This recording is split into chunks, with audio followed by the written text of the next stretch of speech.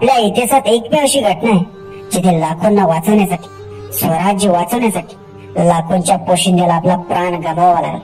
ते नाव म्हणजे छत्रपती संभाजी महाराज होय. जे घडले ते व्हायला नको होते. एक वेळ त्या युद्धाला युद्धात वीर मरण आले असते तरी चालले असते, परंतु महाराजांनी ज्या यातना सहन केल्या त्या ऐकून आजही प्रत्येकाचे मन व्याकुळ होते. प्रश्न उभा राहतो, कणभर सैन्य असताना देखील मनभर शत्रूंवर तुटून पडणारे मावळे देखील शंभूराजांना का वाचवू शकले नाही? एकापेक्षा एक तलवारीवर मरण पेलून धरणारे मातब्बर सरदार देखील शंभूराजांना का सोडू शकले नाही? छत्रपतींच्या एका शब्दाखातर हजारोंची फौज सपासप कापून काढणारे स्वामिनिष्ठ मावळे त्यावेळी कुठे होते? मावळे तर खूप शूर पराक्रमी होते, तर सर्वांनी मिळून एकाच वेळी औरंगजेबावर हल्ला का केला नाही? संभाजी महाराज पकडले गेले तेव्हा मराठी काय करत होते? असे इतकेच नाही तर हजारो प्रश्न संपूर्ण महाराष्ट्राच्या मनात वाळवी जसे पोकरते तसे पोकरत आहे. संभाजी महाराजांना मावळे सुखरूप सोडवू शकले नाही, याला देखील काही कारणे आहे. त्यातील सर्वात महत्वाचे कारण म्हणजे ज्यावेळी संभाजी महाराजांना संगमेश्वरात मोगलांनी कैद केलं त्याच वेळी औरंगजेबाची लाखोंची फौज स्वराज्यावर चालून आलेली होती. औरंगजेबाचा सरदार जुल्फिकार खानाने स्वराज्याची राजधानी असणाऱ्या रायगडाला वेढा दिला होता. एकीकडे स्वराज्याचे छत्रपती असणारे शंभूराजे मोगलांच्या जाळ्यात अडकले होते, तर दुसरीकडे शिवरायांनी संपूर्ण आयुष्य खर्च करून जे स्वराज्य निर्माण केले ते संपूर्ण स्वराज्य मोगलांच्या विळख्यात जाणार होते. कोणतीही पूर्वकल्पना नसताना स्वराज्याच्या राजधानीस मोगलांनी खेळल्याने सर्व मावळे आणि सरदार स्वराज्यावर आलेले हे आक्रमण परतवून लावण्यासाठी सज्ज झाले. त्यामुळे तिकडे संभाजी महाराज कैद झाल्याची वार्ता रायगडावर खूप उशिरा पोहोचली. संभाजी महाराजांना मावळे का सोडू शकले नाही याचे एक दुसरे महत्वाचे कारण होते.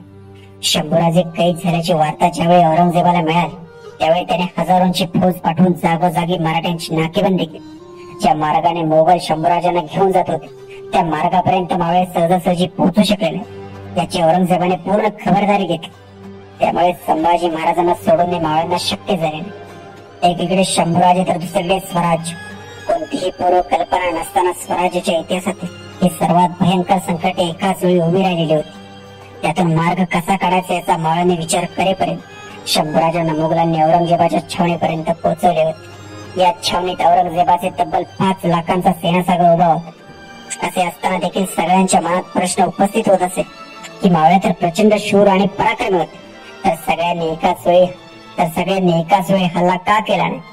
तर याचे उत्तर म्हणजे संगमेश्वरात संभाजी महाराजांना कैद केल्यावर मोगलांनी त्यांना बहादूरगडाकडे आणले होते. बहादूरगड हा भुईकोट किल्ला आहे. आजूबाजूला दऱ्याखोऱ्यांचा आणि डोंगर कपाऱ्यांचा प्रदेश खूप कमी. समतोल भागावर औरंगजेबाचे लाखोंचे सैन्य उभे आहे. त्यावेळी मराठ्यांची सर्वात महत्वाची आणि मोठी ताकद म्हणजे गनिमिकावा. डोंगर कपारीमध्ये दबा धरून शत्रूवर अचानक हल्ला करणं म्हणजे मराठ्यांचा गनिमिकावा. पण समतोल भागात 5 लाखांच्या फौजेसोबत समोरासमोर लढणे हे शक्य नव्हते. तसा प्रयत्न केला असता तर कदाचित स्वराज्य संपले असते. महाराजांना सोडवण्याचे प्रयत्न झाले नाही असे नाही. यावेळी संताजी धनाजी या जोडीने खूप पराक्रम केले. ज्यांना माहिती पहिली मिळाली त्या ज्योत्याजी केसरकर आणि अप्पाशास्त्री दीक्षित यांनी देखील प्रयत्न केले. पहिला प्रयत्न अप्पाशास्त्री दीक्षित यांनी केला. दुसरा पराक्रम हा ज्योत्याजी केसरकर यांनी केला. महाराजांना सोडवण्याचा तिसरा प्रयत्न हा पाथरपुंज या अंबाघाट परिसरातील धनगर वाड्यातील काही 8-10 धनगर पोरांनी केला.